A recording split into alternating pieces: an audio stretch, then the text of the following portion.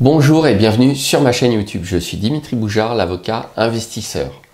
Je suis avocat expert en droit immobilier et fiscalité immobilière. Je suis moi-même investisseur immobilier depuis plus de 20 ans et j'interviens dans de nombreux séminaires dédiés à l'investissement immobilier. Dans cette vidéo, je vais revenir sur une question pratique.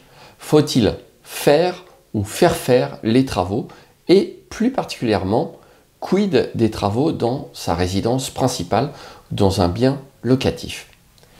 Alors, sur ces questions, il y a pas mal de points à voir, mais je vais me focaliser sur la question en fait financière. Lorsque vous faites réaliser des travaux, en théorie, ceux-ci sont déductibles de vos revenus locatifs.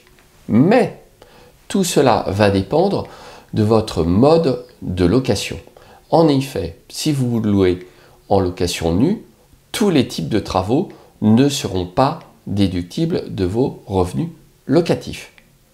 Certains travaux, comme les gros travaux de reconstruction ou des travaux de création de surface habitable, ce ne sont que deux exemples, ne seront pas déductibles de vos revenus fonciers. Je rappelle pour mémoire que la location nue égale revenus fonciers.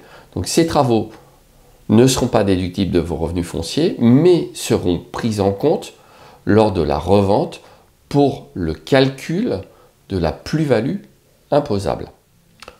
En revanche, si vous faites de la location meublée, vos travaux devraient être totalement soit déductibles, soit amortissables le plus souvent de vos revenus locatifs meublés. Et encore une fois pour mémoire, location meublée égale BIC, bénéfices industriels et commerciaux. Donc vous voyez déjà, il faut faire attention sur la déductibilité des travaux qui ne s'opèrent pas de la même façon suivant que l'on est en location nue ou en location meublée. Au-delà de ça, si vous êtes bon dans les travaux, devez-vous les faire vous-même et au contraire, devez-vous les faire par des sociétés? Bien là encore, ces questions sont délicates. La première à se poser est la question de votre temps. À combien évaluez-vous votre coût horaire? Si vous avez peu de ressources financières et que vous êtes habile de vos mains, il sera peut-être plus intéressant, notamment pour débuter, de faire vous-même certains types de travaux. Attention, il y a toujours des inconvénients autres que financiers. Par exemple, quid des assurances si vous faites des travaux d'électricité ou de plomberie qui pourraient être les causes les plus importantes de sinistres? Là, moi je préfère m'adresser à un professionnel très clairement. Si vous faites vous-même la peinture de votre mur, ça n'aura pas de grandes conséquences si vous avez une grande traînée de pinceau, mis à part des conséquences esthétiques. Par contre, si votre installation électrique prend feu parce que vous avez fait vous-même et que vous n'y connaissez pas grand-chose, pas sûr que l'assurance vous couvre. Donc faites bien attention déjà à ces premières considérations, les questions de responsabilité et d'assurance.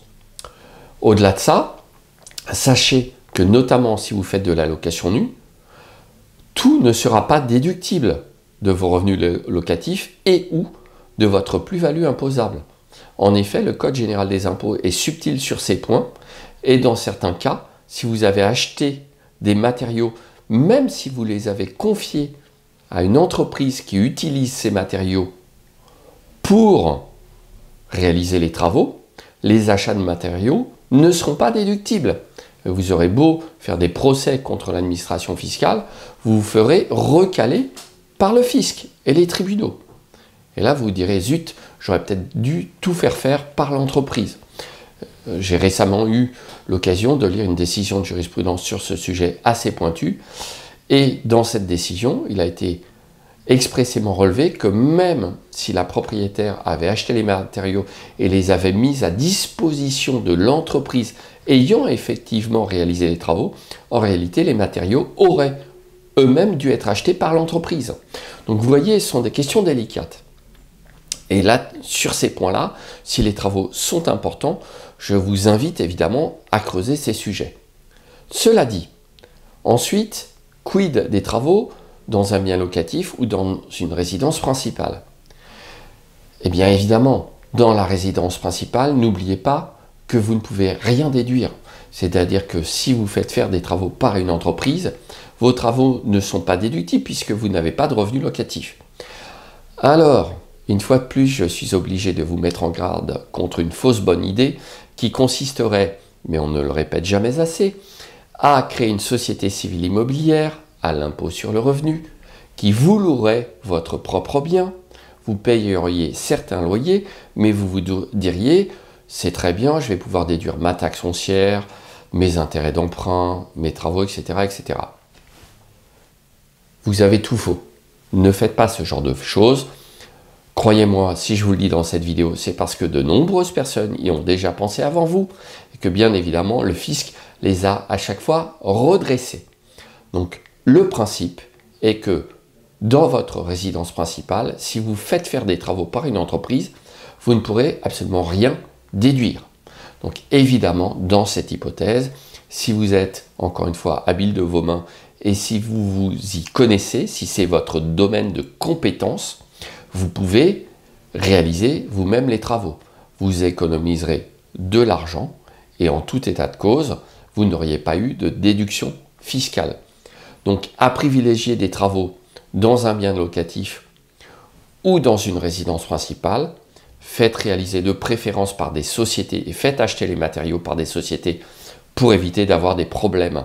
Si ce sont des biens locatifs, notamment dans la location nue, en location meublée, vous risquez d'avoir moins de problèmes. Par contre, pour votre résidence principale, si vous avez moins de budget et que vous pouvez faire certains travaux vous-même, vous pouvez très bien les faire vous-même.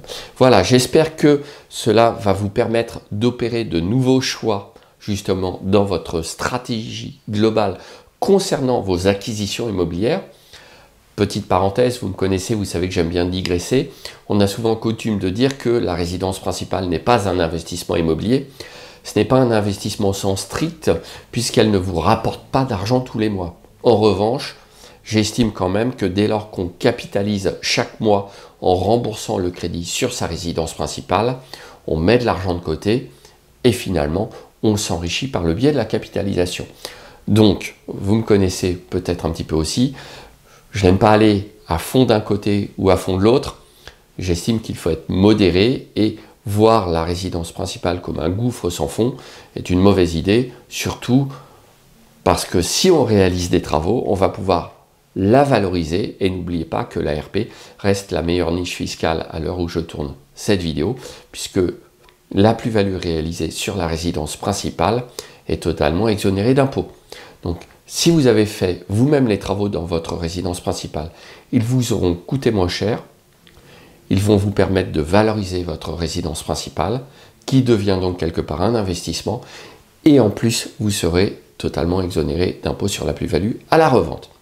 Voilà, évidemment, si vous voulez aller plus loin, écouter des épisodes dédiés à ces sujets, trouver des ressources complémentaires, notamment de la jurisprudence, expliquée évidemment par votre serviteur. N'hésitez pas à vous abonner à mon podcast Le droit d'investir. Vous retrouverez le lien sous cette vidéo. Et une fois de plus, je vous dis à très vite dans la prochaine vidéo.